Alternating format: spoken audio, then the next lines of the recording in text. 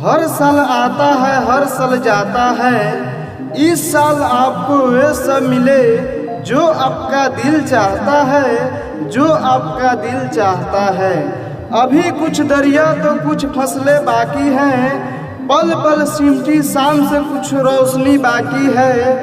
हमें यकीन है कि कुछ ढूंढता हुआ आएंगे ज़रूर, अभी वो हौसले और उम्मीद बाकी है, अभी हौसले और उम्मीद बाकी है। हंस गुजरेगा साल नया, हमें एतवार है, बसे परदेश तो क्या नहीं कम प्यार है। ख्वाब मत देखना आवाज़ रहता है, जिगर में ख्याल है, मिलेगी इज्जत जमाने से, मिलेगी इज्जत जमाने से। दोस्तों, अगर शायरी की एक भी लाइन अच्छा लगा हो तो वीडियो के कर दे लाइक और चैनल को कर दे सब्सक्राइब और साथ में बेल आइकन दबाना ना भूलें।